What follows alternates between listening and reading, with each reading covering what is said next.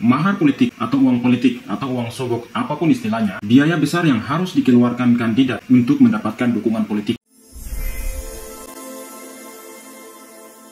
Papua maju, Indonesia kuat. Bagi saya Papua bisa lebih maju dari Pulau Jawa. Kenapa? Karena kekayaan alam sangat melimpah di Papua. Penduduknya sedikit. Kemudian adanya otonomi khusus membuka jalan bagi orang asli Papua menduduki jabatan, baik itu bupati, gubernur, menteri, ataupun posisi-posisi lainnya di dalam birokrasi. Walaupun sekarang mulai ada pendatang yang berambisi untuk menjadi bupati dan gubernur, tapi sampai hari ini orang asli Papua punya kesempatan untuk memegang posisi penting itu, walaupun dengan tantangan dan juga godaan. Topik kali ini adalah mahar politik yang mahal di tanah Papua, menghambat kemajuan. Bagi saya ini adalah PR atau pekerjaan rumah bagi Bapak Prabowo Subianto untuk benahi. Papua memiliki potensi yang besar untuk maju dan berkembang. Namun terdapat tantangan besar yang perlu segera diatasi, yaitu mahar politik yang mahal. Menurut saya isu ini menjadi salah satu pekerjaan rumah bagi Bapak Prabowo untuk harus segera diatasi. Mahar politik atau uang sogok, apapun istilahnya, biaya besar yang harus dikeluarkan kandidat untuk mendapatkan dukungan politik. Ini di Papua ini bahaya, besar-besaran. Hal ini telah menjadi hambatan serius bagi kemajuan di tanah Papua. Saya garis bawahi, mahalnya politik, biaya politik menjadi hambatan bagi kemajuan di tanah Papua. Mahar politik yang mahal seringkali merasa atau menyebabkan permusuhan antara pimpinan, antara orang asli Papua sendiri. Kau tidak punya uang, kau tidak ada uang, kamu maju,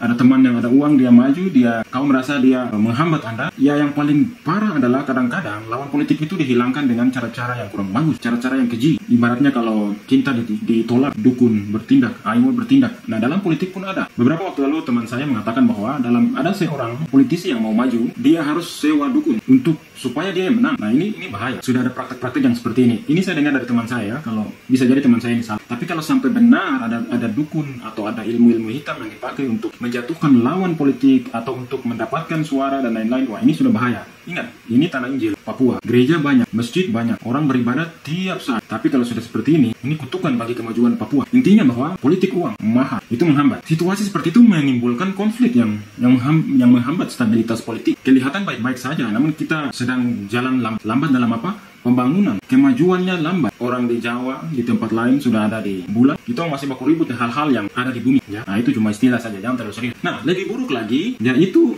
para pemimpin yang terpilih seringkali tidak fokus bekerja untuk masyarakat. Lah, kenapa mereka tidak fokus? Mereka harus memikirkan cara untuk menutup utang dari mahar politik yang mereka keluarkan. Akibatnya pelayanan terhadap masyarakat, terutama orang asli Papua, menjadi terabaikan. Makanya kita sering bilang, kekayaan alam melimpah, orang asli Papua sekarang memegang jabatan, gubernur, bupati, tapi kok kita masih miskin, tapi kok daerah masih tertinggal. Menurut saya ini mereka ada secara fisik menduduki jabatan tersebut, tapi tidak fokus kerja. Ya. Lalu, kalau kita mengkritisi mereka bilang, kamu minta-minta terus ke pemerintah, makanya kerja, makanya sekolah baik, makanya jangan mabuk, makanya jangan ini dan itu. Banyak sekali. Nah, dong bilang begitu, tapi dong lupa kalau sistem pendidikan yang sistem pendidikan yang ada ini menurut saya membuat kita tambah bodoh, bukan tambah pintar. Lalu yang lebih parah lagi adalah pelayanan di sektor-sektor utama seperti pendidikan, kesehatan, dan ekonomi masih tersendat. Anak-anak Papua asli masih kesulitan mendapatkan pendidikan yang layak. Ini bukan hanya di SD, mulai dari bayi, TK, PAUD, SD, SMP, SMA, kuliah apalagi, S1, S2 apalagi. Ini lebih parah. Sistem pendidikan sudah seperti itu. Kenapa parah? Tadi di awal saya sampaikan, ya, penduduknya sedikit, kekayaan alamnya melimpah. Katanya uang otsus itu besar, tapi kenapa pendidikan tidak bisa gratis? Harus membayar. Ada yang salah. Katanya uang otsus itu 20% untuk pendidikan, ya. Tapi kenapa sampai sekarang kita struggling dalam pendidikan? Guru-guru tidak ada di tempat tugas. Kenapa mereka bisa begitu? Gaji guru dosen sangat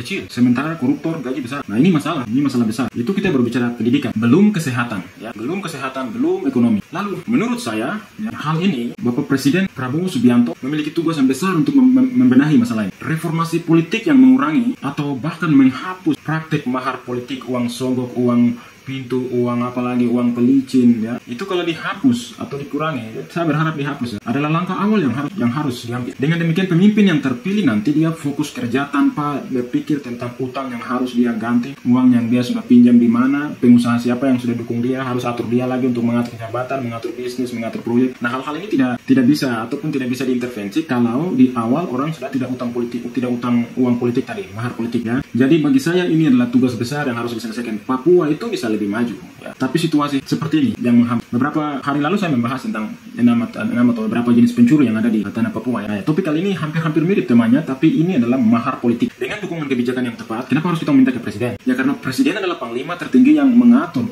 kebijakan beliau, perintah beliau ya bawahan dengar. Kalau kita minta ke bawahan, mereka putar balik kita kembali, ya. Jadi tolong ada yang sampaikan kepada Bapak Prabowo Subianto bahwa di Papua ini terlalu mahal biaya politik, biaya partai, biaya bayar apa lagi tuh, bayar partai, bayar anggota DPR ini, dan itu terlalu mahal, ya. Jadi kalau biaya mahar politik ini dihilangkan, maka kepala daerah harus fokus kerja, fokus dalam pendidikan, kesehatan, ya, ekonomi, dan bidang-bidang lainnya. Jadi sekali lagi, bagi saya Papua bisa lebih maju dari Pulau Jawa. Kenapa? Karena kekayaan alam melimpah, penduduk asli sedikit dengan kekayaan alam yang melimpah itu sudah bisa lebih baik untuk mengatur, ya. Dan juga ke OCUS, adanya OCUS itu mempermudah atau membuka jalan bagi orang asli Papua untuk menduduki jabatan-jabatan tertentu. Ya tadi, walaupun ada non asli Papua sekarang mulai mau menjadi gubernur, mencalonkan diri jadi bupati dan seterusnya dengan berbagai alasan. Tapi tolong, mahar politik ini harus segera dibicarakan dan harus diselesaikan, ya. Intinya bahwa Papua maju, Indonesia kuat. Papua termaju di atas kekayaan alamnya yang melimpah, maka Indonesia masih lemah, ya. Jadi bersama kita dukung